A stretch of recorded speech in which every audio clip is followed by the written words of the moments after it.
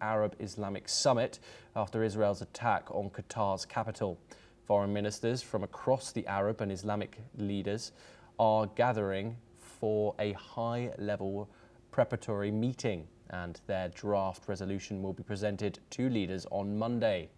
Qatar's Prime Minister and Foreign Minister Sheikh Mohammed bin Abdul Rahman bin Jassim Al Thani has called this urgent summit.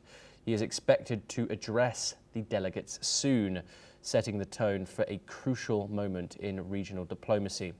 Arab League spokesperson Jamal Rushdie says this summit will send a clear message of full solidarity with Qatar, calling Israel's strike a violation of international law that protects mediators.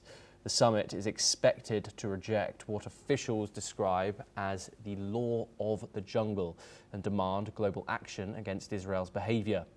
Arab and Islamic leaders are uniting in their stance to defend Qatar's sovereignty. This meeting comes as US Secretary of State Marco Rubio arrives in Israel to meet the Israeli Prime Minister Benjamin Netanyahu to discuss rising Middle East tensions. Okay, we're now joined by Keith Vaz, and he is a former UK minister, and he joins us live from London. Keith, just a few days since the world was shocked by Israel's actions in the Gulf state after they targeted and killed 5 Hamas members and 1 Qatari official.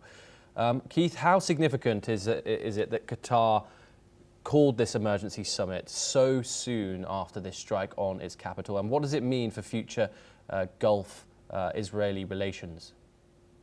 Good morning, Thomas from London. Good morning. This is a very, very important moment. We have not seen a gathering of this kind for some time. Obviously, the ministers, prime ministers, and heads of government of the Gulf states meet very often to discuss issues to do with oil and issues of that kind. But this is in response to the attack that was made on Qatar. Let's just wind back for a moment.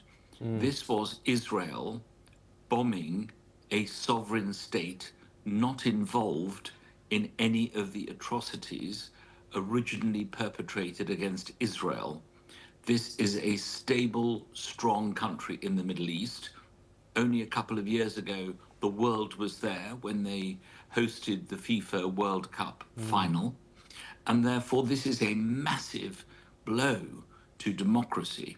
It's also, and stability, it also flies in the face of what Donald Trump did. Remember when Donald Trump became president again, one of the first countries he visited was Qatar. And he wanted to re-establish those very strong relations with the Gulf states. Now you have this situation where Qatar was under attack. So if they do nothing, then it really opens up the skies to another attack in the future. They really do have to respond. And I'm not actually sure that a resolution is going to be enough to satisfy Qatar. Imagine if Israel had bombed parts of Saudi Arabia. It would have been catastrophic for Israel. So this is a chance for the Arab countries to get together, to draw a line and to say this must not happen again. So it's a very important moment in Middle Eastern diplomacy. Yes, of course, Keith, and those Abraham Accords that were signed in 2020 underneath President Donald Trump, how fragile do you think they are holding together right now? I think they're out of the window. I don't think anyone is going to be talking about implementing them at all because of this serious attack that has been made.